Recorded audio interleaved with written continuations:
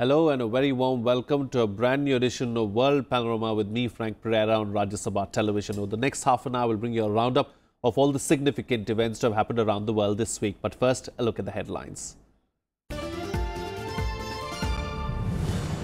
After months of political wrangling, Germany is all set to get a coalition government. Angela Merkel's Conservatives finally agree on a deal with the centre-left Social Democrats.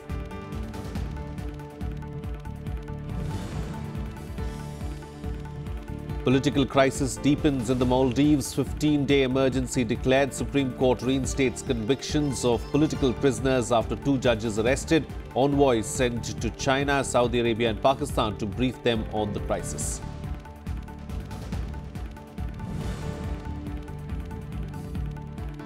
Opposition weakens in Bangladesh as former Prime Minister and BNP chief Khaleda Zia is held guilty of corruption, sentenced to 5 years in jail, making it impossible for her to contest elections in December.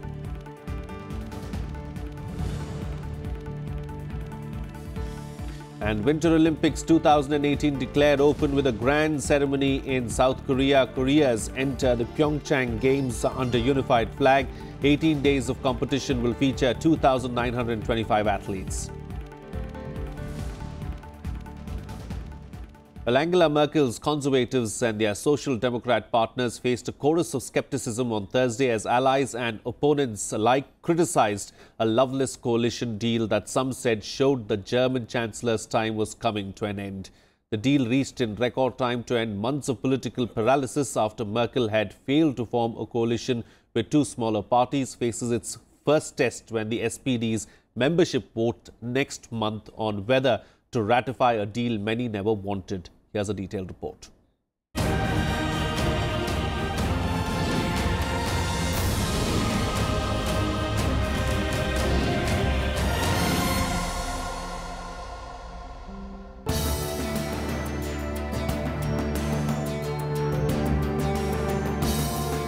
Germany is set to emerge from months of political deadlock after Angela Merkel's Conservatives finally agreed a coalition deal with the centre-left Social Democrats. Negotiators agreed on the division of key ministries, one of the last hurdles towards forming a government. It could end more than 4 months of wrangling since inconclusive elections in September. But the deal will still need to be approved by SPD members. Many in the party fear that re-entering a coalition with CDU-CSU could damage it in the long term. In a joint news conference on Wednesday, Chancellor Angela Merkel said the agreement gave the basis for a good, stable government. Also, wir haben einen Parteitag und der Parteitag wird abstimmen. We will have a party congress where it will be decided. We made concessions in the distribution of ministries, but we have still kept the important ministries. And of course, over the many years of Wolfgang Schäuble running the finance ministry as an institution, it is difficult for many people that we will no longer need to fill the ministry, and the same can be said for the interior ministry. Und das Gleiche gilt für das Innenministerium, wo ich Thomas de Maizière nochmal sehr herzlich für seine Arbeit auch danken möchte. SPD leader Martin Schulz thanked the Conservatives for making what he said were tough compromises. In a tweet, he said the deal achieved a lot for the people and he would be recommending that his party members accept it. The most important sentence in the remarks he made about the politics regarding Europe is Germany is prepared to pay more money into Europe's budget. Mehr Geld in den europäischen Haushalt einzuzahlen. The SPD looks set to control 6 ministries including finance and foreign affairs. Schulz has confirmed he will step down as SPD leader in March and instead become foreign minister if the coalition deal is approved by SPD members. He will be replaced as SPD leader by former Labour and Social Affairs Minister Andrea Nahles. This current agreement is certainly not a great big leap forwards, not a great vision, but it is political black bread, which is typical for Chancellor Angela Merkel and also typical for the SPD, who both love pragmatism and sticking to the issues. And for that reason, leaving out the great vision, as Macron has done, I believe that it's not popular at the moment in Germany. Meanwhile, reaction to the news that Chancellor Angela Merkel's Conservatives and the centre-left Social Democrats had agreed on a deal for a grand coalition was mixed across Germany. Yes, it's about time. The SPD has done well, the CSU has done well. I'm not so sure what happened to the CDU. Ich muss noch ein bisschen in mich gehen und vielleicht. I have to really dig deep and maybe I can find a way to support this, but I'm basically against it. I think it isn't particularly good for the SPD as a party. I mean, they still represent 20% of public. And it's of course important for them that the values of SPD are maintained. Schools at first ruled out going back into government with Merkel's centre-right CDU and its Bavarian sister party, the CSU. The parties had seen their popularity drop after being in coalition on and off since 2005. He changed his mind when CDU-CSU coalition talks with the Liberal Free Democrats and Greens broke down. Both schools and Merkel have been under pressure to see off a challenge by the far-right Alternative for Germany, which became the third largest party in September's election. Bureau Report, Rajya Sabha Television. Well, joining me for a chat this week to talk about this is Prabhupada Chaudhury, consulting editor of the Hindustan Times. Welcome and thank you for joining me on the program, Pramit. You know, as far as this grand alliance is concerned, you know, there seems to be a lot of skepticism in Germany. You know, even the parties themselves seem to have come together very reluctantly. What has brought them together? Well, I think one is the idea that if they don't, the fear that they will have to go back to another general election. And that is something that no party really wants to do, especially since they've just had one. And it's not clear that even that next election would result in a better result in terms of a new government. Second, as has been mentioned earlier, their fear about the Alternative for Deutschland, AfD, far-right party, that this party will be the actual beneficiary. If you keep holding elections, the mainstream parties will effectively lose legitimacy.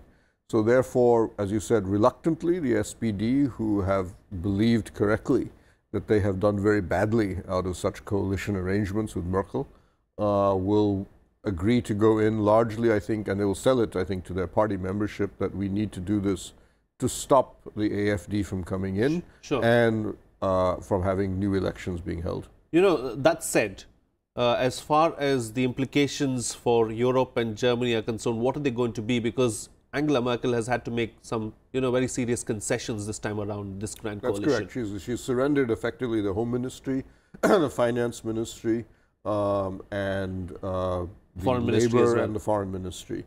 Now, the Home Ministry, or they call it the Interior Ministry, has been given to CSU, which is their sister party, so more or less in alignment with CDU points of view. But I think the question for us will be, I think Europe, there's really no real difference between the 2 or 3 major parties. AfD is the only one that is genuinely anti-European. So there will be not much difference on that front. I think the real issue will be things like how do you talk about arms exports? Germany is a record arms exporting country to countries like Turkey, Syria, Egypt have been buying German weapons. And now I think with the SPD in power, one of their demands will be an enormous reduction in countries that are fighting, especially Turkey, which will make the relationship between Turkey and Germany obviously worse. The other question that I think we in India will need to wait to see is what will be their policy on China. Sure. The conservatives in Germany had been taking a slightly harder and harder line regarding things like the Belt Road Initiative. It's not clear what the SPD believes on that front, but normally in Germany the bureaucrats will help determine the policy. So we assume that there will be continuity. And the final issue will be refugees. Sure. That has been the most controversial decision Merkel has made. Her CSU, her sister party, has been extremely critical of this, and it has helped feed the AfD. SPD, obviously being a liberal party, is much more open to this idea and actually supports it. But one of their demands as part of the coalition arrangement is that not only will we continue the refugee policy, we will actually increase it by allowing family reunion. So even if, let's say, the father makes it to Germany, he can now bring his entire family to Germany. And that's going to be another problem for her because that will actually feed the AfD support base. Indeed, indeed. And that's something that's always going to be playing at the back of their mind. All right, Prabhupada Chaudhury, we'll have to leave to that. Thank you so much for joining me on the program, putting things into perspective for us. Well, moving on now, Russia's Central Election Commission on Tuesday said it had registered Russian President Vladimir Putin as an independent candidate for the March 18th election. Putin himself was not present at the registration. A representative of his election team received the certificate on his behalf. Here's a detailed report.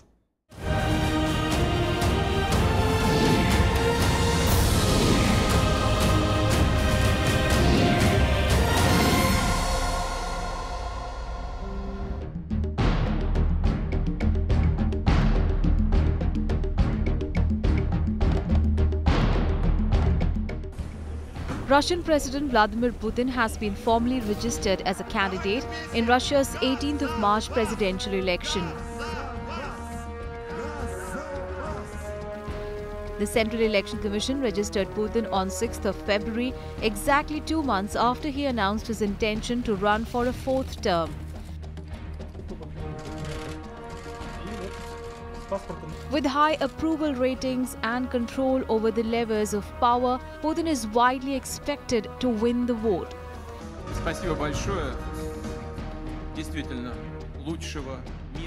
Indeed, there can be no better place and no better reason for making this announcement.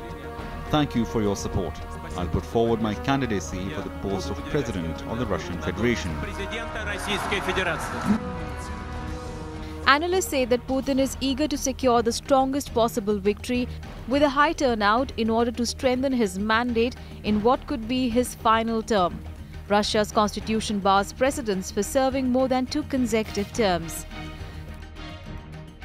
Critics say Putin has rolled back democratic reforms and advances on human rights that were made after the collapse of the Soviet Union.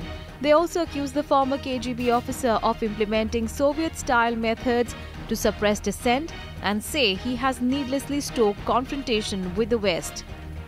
Putin was first elected as president in March 2000 after President Boris Yeltsin stepped down on the last day of 1999 and put Putin in charge as acting president. Putin is the third presidential candidate officially registered by the Central Election Commission. Others registered so far are the leader of the Liberal Democratic Party of Russia, Vladimir Zhirinovsky, and Communist Party nominee Pavel Grudinin. На сегодняшний момент у нас к выдвинутым кандидатам, чьи подписи мы проверили. As of today, there are no grounds to question the genuinity of the signatures in support of their candidacy submitted by the candidates. As a matter of fact, I do not want to assume, but I think they all have a chance to be registered because there are no grounds not to. Фактически у них у всех шансы быть. Others who have declared their intention to run are Liberal Grigory Yavlinsky, business ombudsman Boris Titov, and journalist and TV personality Ksenia Sobchak. Sobchak urged Russians to go to the polls on election day. She said she does not expect to beat Putin, but wants to provide an alternative choice for Russian voters who are frustrated with mainstream politicians. I'm running for presidency, being fully aware that on the March 18th my chances to win are very slim. But my major aim is to provide the Russian dissidents with a voice that may help us to prepare to 2024. In 2024, Russia will face a crucial point in its history, a choice between large-scale democratization and the restoration of a lifelong perpetual rule. We should arrive as diverse but consolidated movement that consists of many, in which the multitude of like-minded individuals should be valued much more than any of their leaders. These days, the Russian opposition is fragmented and run by personal ambitions and egos. Propaganda doctors in Russia like to say there is no alternative to Putin. I want to change this, and that is how I will spend the coming 6 years in explaining people what is going on, in encouraging them to fight. Russian opposition politician Alexei Navalny, a vocal critic of Putin, has been barred from running because of a criminal conviction that he contends was the result of fabricated evidence. Kremlin critics say most of the other candidates are window dressing in a vote that Putin is certain to win in Russia's tightly controlled political environment. Bureau Report, Rajya Sabha TV. Well, it's time for a short break now. Still to come, Pyeongchang welcomes the world for the Winter Olympic Games. All the details on the other side. Stay tuned. We'll be right back.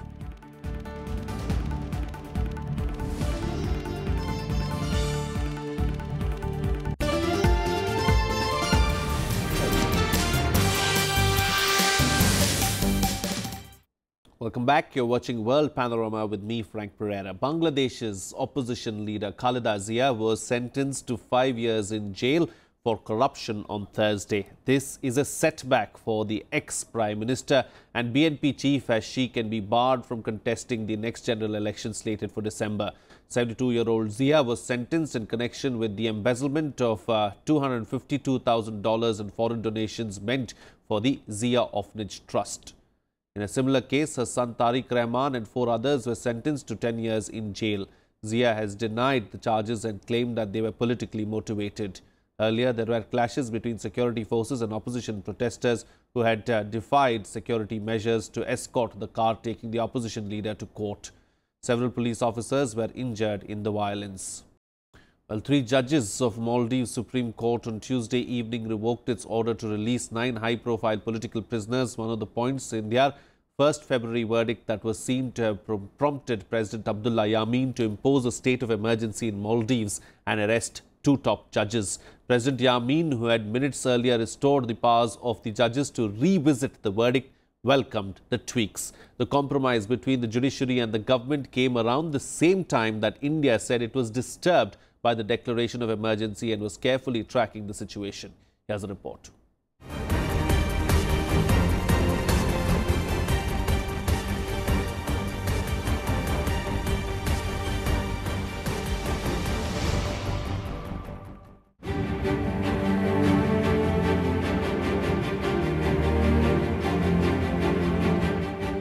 The Maldives highest court on Tuesday revoked an order to release high-profile political prisoners a day after President Abdullah Yameen declared a state of emergency and arrested 2 top judges on corruption charges. The remaining 3 judges of the Supreme Court said they were rescinding their 1st February order to release the prisoners in light of the concerns raised by the president. The court's original decision, signed by all 5 judges, had quashed a terrorism conviction against former president and opposition leader Mohammad Nasheed, among others. The move was seen as clearing the way for Nasheed to end his self-imposed exile and return to the country to contest elections later this year. But Yameen refused to comply with the order and instead declared the 15-day state of emergency, giving sweeping powers to troops to arrest and detain individuals while curtailing the powers of the judiciary and the legislature. Maldives Chief Justice Abdullah Saeed and another judge were then arrested at dawn on Tuesday after security forces stormed the court complex in the capital Male. Nasheed's Maldivian Democratic Party MDP said the U-turn was due to pressure brought on the 3 judges. The U-turn is seen by opposition activists as a blow to their attempts to toppling Yameen, who is accused of plunging the tiny Indian Ocean nation into political turmoil. However, the Supreme Court made no change to its other order to restore the seats of 12 legislators sacked for defecting from Yameen's party. This, in theory, gives the dissidents a majority in the assembly, but they are prevented from ousting the president because the declaration of the state of emergency takes away Parliament's power to impeach. Nasheed has accused Yameen of acting illegally and called on the international community to step in and help remove him from office. On Tuesday, he urged India to intervene in the strategically located archipelago, which has grown increasingly close to regional rival China under Yameen's leadership. Meanwhile, India expressed deep concern over the developments in Maldives. External Affairs Ministry spokesperson Ravish Kumar said the government is carefully monitoring the situation. In a statement, he said, and I quote, "We are disturbed by the declaration of a state of emergency in the Maldives, following the refusal of the government to abide by the unanimous ruling of the full bench of the Supreme Court on 1st February, and also by the suspension of constitutional rights of the people of Maldives. The arrest of the Supreme Court Chief Justice and political figures are also reasons for concern," unquote. China's foreign ministry advised its citizens to avoid visiting the island nation until political tensions subside. Chinese New Year is the peak season for Chinese tourists to visit Maldives. But given the current circumstances, we suggest tourists already there pay close attention to the situation and intensify security measures. We also suggest Chinese citizens who are preparing in near term to go to Maldives temporarily not to go to Maldives before the situation on the ground stabilizes. Yamin has presided over an escalating crackdown on dissent since he came to power in 2013, battering the image of the upmarket holiday paradise. He has had almost all political opposition jailed. The United States said it was troubled and disappointed at the declaration of a state of emergency and called on Yamin to comply with the rule of law. Several countries have warned against travel to the country, which depends heavily on tourism at the peak of the season. Bureau Report, Rajya Sabha TV. Well, shifting focuses on sports news now. The Winter Olympics sparked to life in a vivid, colourful ceremony of fire and ice in South Korea on Friday, though the diplomacy was tougher to choreograph in the stadium where leaders from nations that are sworn enemies sat close together. South Korea, which is using the Pyeongchang Games to break the ice with North Korea, seated its presidential couple alongside US Vice President Mike Pence and his wife, with two of the North's most senior officials sitting in the row behind. Here's a report.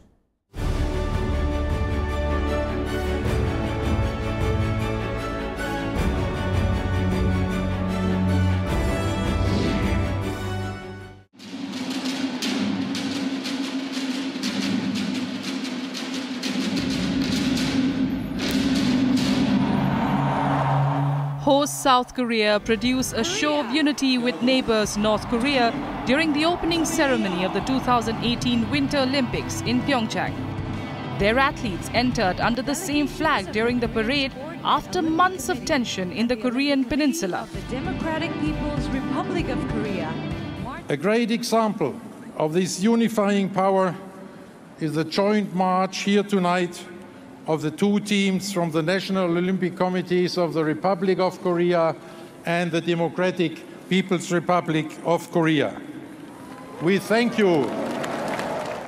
Olympic athlete from Russia. Russian athletes came in under the neutral Olympic flag. Russia is banned from the Games and the forthcoming Paralympics as a consequence of the 2016 McLaren report, which claimed more than 1,000 of the country's sportspersons benefited from state-sponsored doping. The International Olympic Committee invited 169 Russians who have met the anti-doping criteria to compete as independent athletes, and their teams will be known as the Olympic athletes from Russia. The ad hoc division of the Court of Arbitration for Sport dismissed the application filed by 32 Russian athletes against the International Olympic Committee. It has also dismissed the application filed yesterday by 15 athletes and coaches against the IOC. North Korean ice hockey player Chung Gum-hwang and South Korean bobsledder Won Yeon-jong were joint flag bearers. An estimated 35,000 spectators inside the Olympic Stadium were given seat warmers, windshields, hats and gloves with temperatures as low as -6 degrees during the 2-hour-long ceremony.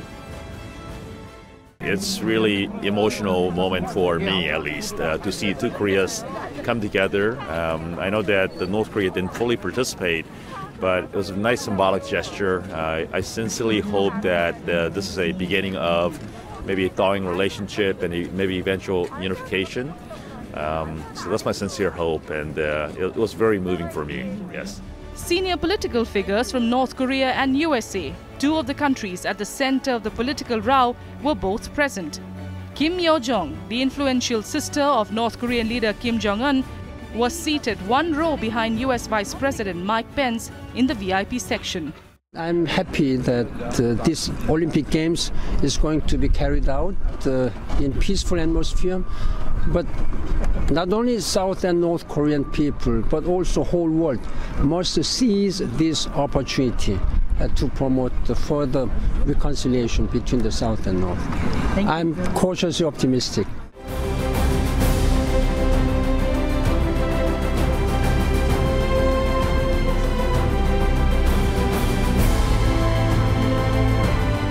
The wow moments in the ceremony included the formation of the Olympic rings,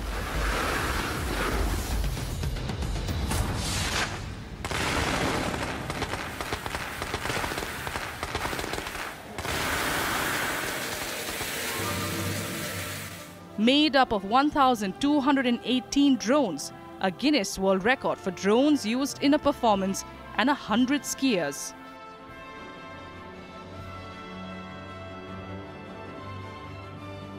There was also a vision of peace in the sky, which was a constellation inside the arena, while the balance of yin and yang saw Korean drummers perform in unison before forming the South Korean flag.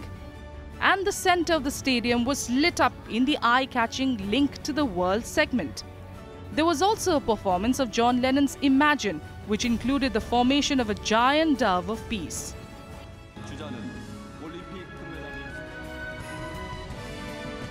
It all culminated in the ceremony's centerpiece, which was the traditional lighting of the Olympic flame. That saw the final torchbearer, Yoona Kim, who won the Olympic ice skating gold in 2010, at the top of a slope light the flame as 30 fire rings ascended towards the white moon-shaped porcelain cauldron.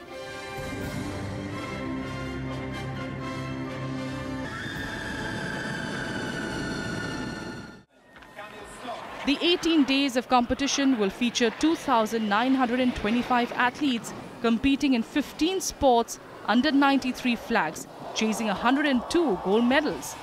6 countries are participating in the Winter Games for the first time: Ecuador, Eritrea, Kosovo, Malaysia, Nigeria and Singapore. Bureau Report, Rajya Sabha TV. And finally, the cold couldn't keep revelers in Cologne from celebrating the so-called Women's Carnival on Thursday, where they countered freezing temperatures with swaying and dancing. Some 1,000 revelers gathered at the main square of Cologne's Old Town and counted down to the opening of the street carnival. Cologne is one of 3 German carnival strongholds alongside Dusseldorf and Mainz. I'm going to leave you with these visuals from Germany. Until next time, this is Frank Pereira signing off.